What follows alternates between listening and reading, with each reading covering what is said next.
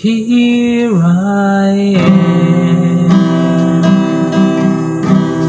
playing with those memories again. And just when I thought time has set me free.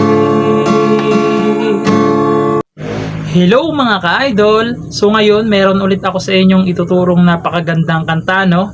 So yung title pala nitong kanta ay yung Here I Am by Air Supply, no? So napakaganda nitong kanta na to mga ka-idol. Tapos madali pa siya, no? Madali lang siya. So yung una ko munang ituturo ay yung kanyang strumming, no? Yung strumming na gagamitin nyo ay ganito lang. Down, down, up, up, down, down. So, ganun lang yung gagamitin nyo. Pag meron naman kayong nakitang open close parenthesis sa chords, ay ibig sabihin yung strumming na gagamitin nyo naman ay dalawang down lang. Okay? Tapos, pag yung chords naman ay merong asterisk, kasi mag-iiba yung strum mag-iiba naman yung strum doon. Pag yung chords may asterisk, isang down lang. Lipat agad. Okay? So, ganun yung strumming natin, no? So, proceed na tayo doon sa kanyang verse. So, yung verse niya mga ka-idol is C. Ayan, C. Ito siya. Second string, fourth string, tsaka fifth string. C. Sunod is E minor. Ayan, ito siya. Fifth string, tsaka fourth string lang. E minor. Sunod is A minor.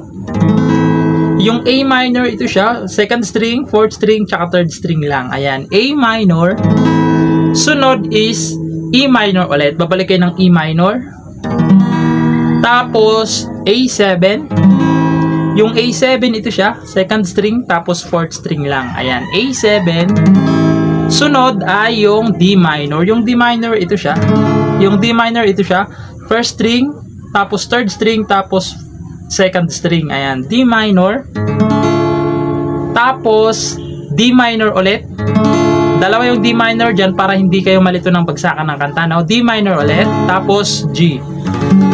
Yung G ito siya, first string, second string, fourth, fifth string, tsaka sixth string. Ayan, G. Yung mga chords na yan mga ka-idol is gagawin nyo ng 2 times. Dalawang beses nyo siyang gagawin. Pag nagawa nyo ng dalawang beses, babalik kayo sa D minor, tapos G. Dalawang beses din, okay? Kasi papasok na doon yung kanyang chorus, no? So, sasampulan ko kayo para mas maintindihan nyo, no? So, ganito siya pag tinugtugan. Here I am, playing with those memories again. And just when I thought time has set me free, those thought of you keep tempting me. Tas isa pa, balik. Holding on, a feeling I never outgrew. Thought each and every part of me has tried. Only you feel that pace inside. So there's no sense pretending my heart it's not mending.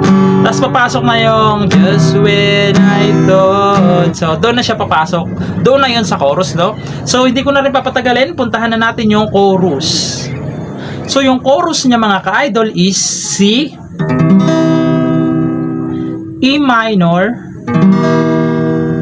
D minor, tapos G. Gagawin nyo naman yan ng 2 times, okay? Pag natapos kayo ng 2 times, babalik ulit kayo ng C, E minor, tapos D minor na lang. Okay, D minor na lang. Tapos, pag natapos kayo nyan, pupunta naman kayo ng E. Yung E, ito siya. Third string, ayan, third string, fifth string, tsaka fourth string lang. Ayan, E. Tapos A minor, tapos D minor, tapos E minor, tapos F. Yung F, nakabara siya dyan sa first fret, tapos ito third string, fifth string, tsaka fourth string. Ayan, F, tapos C. Okay? So, ganun siya. So, kakantahan natin yung chorus para mas maintindihan nyo yung bagsakan ng kanta na. So, ganito siya. Just when I thought I was over you, just when I thought I could stand on my own, oh baby, those memories come crashing through, and I can't go on without you. Tapos, pupunta kayo ng instrumental. So, yung instrumental niya is G, tapos D minor, tapos E minor, tapos F. Tapos, babalik ulit kayo doon sa kanyang second verse. So, ayun lang. Sana naintindihan yung tutorial natin mga ka-idol, and bye-bye!